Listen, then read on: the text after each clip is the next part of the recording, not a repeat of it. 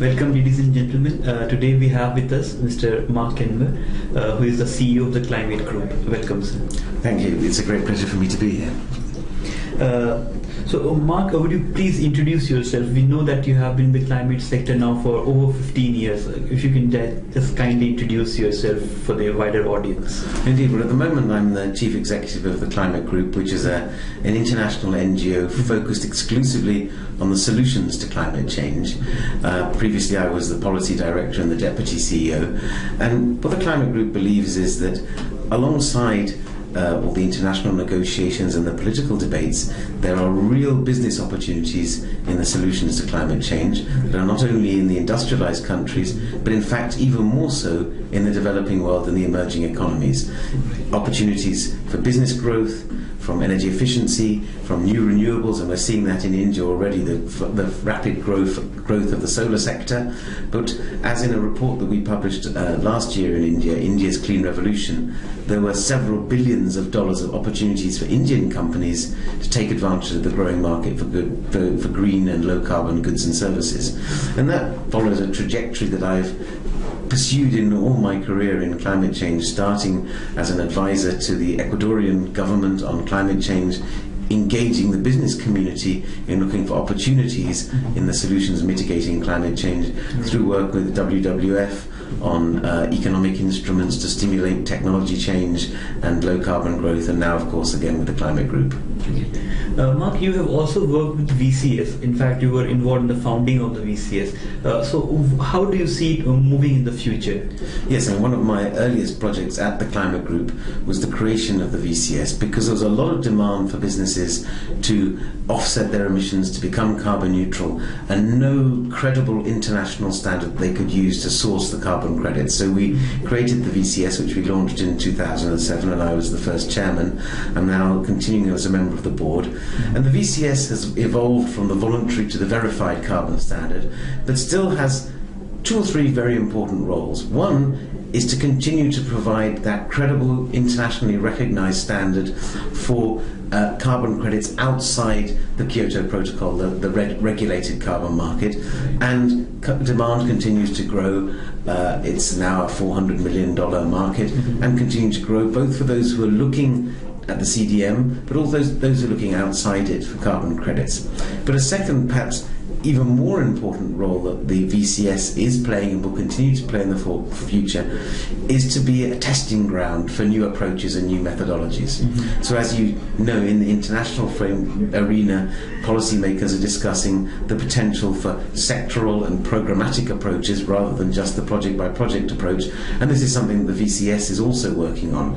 Some of the first methodologies for RED Plus projects, so projects in the forestry and agriculture sector, have been developed by the VCS. So the VCS is a fantastic a space for innovation and pioneering new approaches in the carbon market, and as such continues to play an extremely important role. Moving to your current role, you mentioned about the Clean Revolution. So what is this project about, and what are the specific kind of activities which you're taking up in India in this context? Indeed, well, if I start by giving a sort of global perspective, it's well known that if we want to keep global temperature rise below 2 degrees, then we need to make very, very significant reductions in greenhouse gas emissions. Despite political efforts over the last 20 years, global emissions continue to rise to the extent that to keep below that temperature threshold, we probably need to reduce emissions by, at a minimum, 80% globally from current levels. If we factor in economic growth and population growth, that means that everything we do, everything we consume, everything we produce will need to happen with 1/10 of the carbon emissions of nowadays. But that's also linked to energy use, and high and rising energy prices, volatile prices, scarcity of other resources, means that we need to satisfy consumers, individuals, populations' demands for goods and services, but in a way that is much less resource intensive.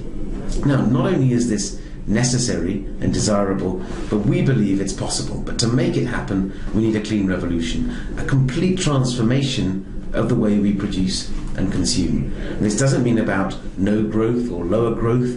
It's about a new kind of growth that leads to long-term prosperity. We believe that there are already examples of that.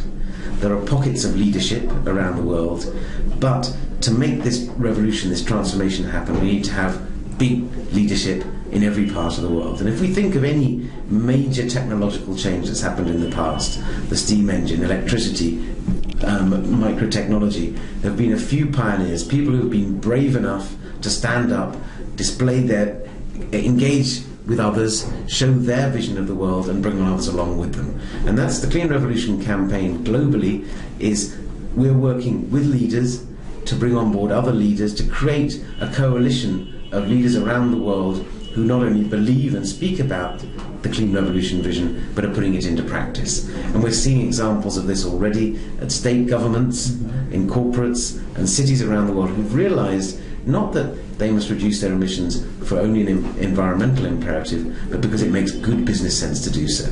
And that's what we'll be doing here in India.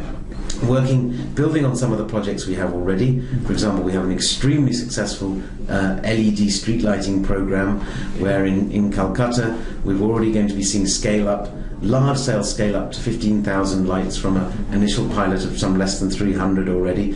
We're working in the states of West Bengal and Orissa to put in place the policies that will enable LED street lighting. Now, these LEDs provide better quality lighting, safer streets, but also reduce energy costs. Most importantly, reduce the cost to the municipality. So a better quality of service for the public with a lower cost for the municipal government. And that's the sort of win-wins at the heart of the low-carbon transformation.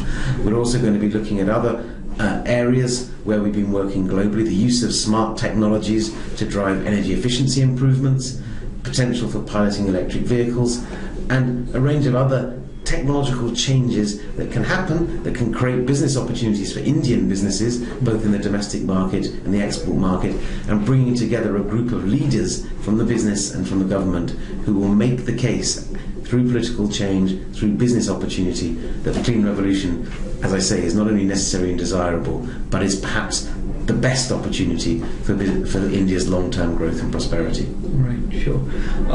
The Indian government has very recently notified the PAT scheme, the Perform, Achieve and Trade scheme, for energy efficiency. What's your reaction on this? I think this is an excellent first step to be making.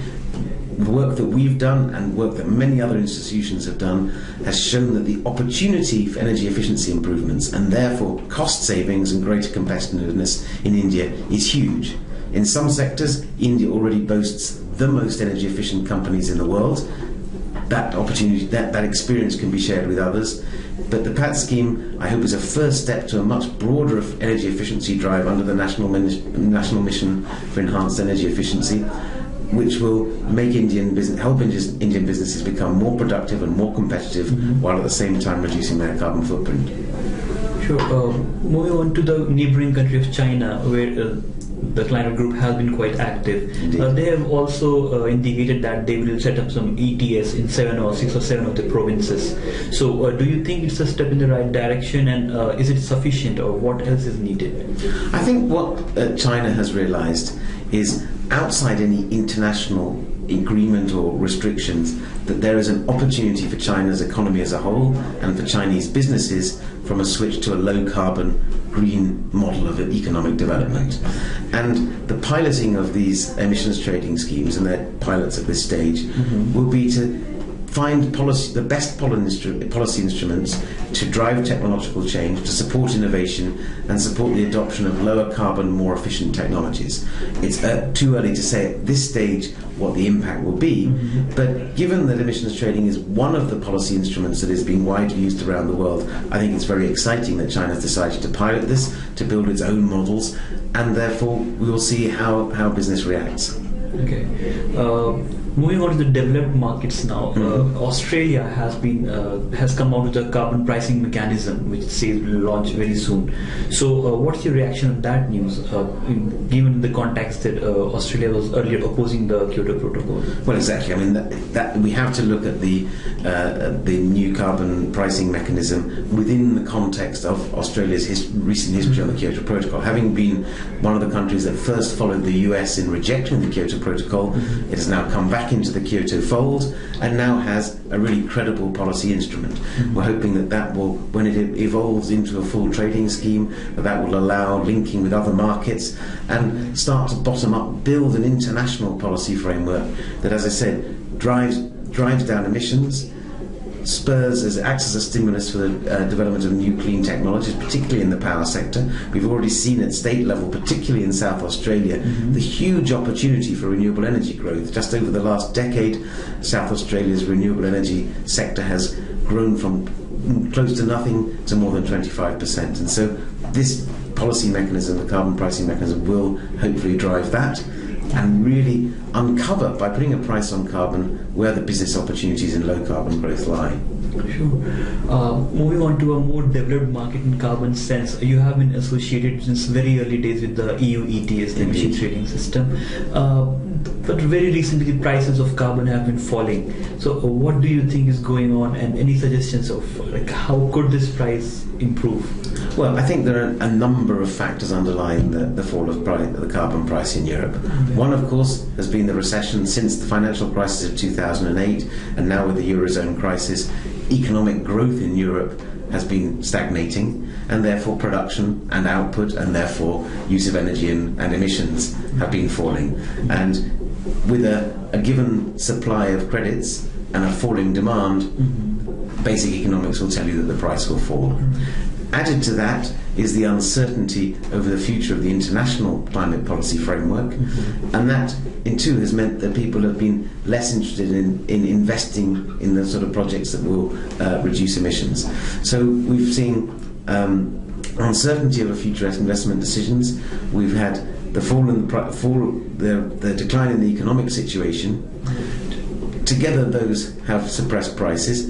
And thirdly, there's been over-allocation of allowances in the first place, and I think that's recognised by many governments and the European Commission, and that the European governments are already working to tighten that up by restricting access to the Clean Development Mechanism going forward, and by looking at how they can use the auctioning and the target setting process to tighten it up. So I think one needs to remember that while it's had its fits and starts, the European Emissions Trading Scheme is only 7 years old. It covers over 50% of the industry of Europe. It has been very, very successful in putting carbon and carbon management on the map of boardrooms and senior management across Europe, and has made changes in the way people, the decisions people make at the margins on what energy sources to use, industrial processes, and so on and so forth. So I think 7 years in, well, perhaps we haven't had the emissions reductions we'd have hoped for because of the problems I've mentioned. There's still a long way to go, and I think it'll be an effective mechanism. Okay. Thanks, Mark, for sparing your time for the interview. Thanks a lot. That's absolutely my pleasure. Nice to meet you.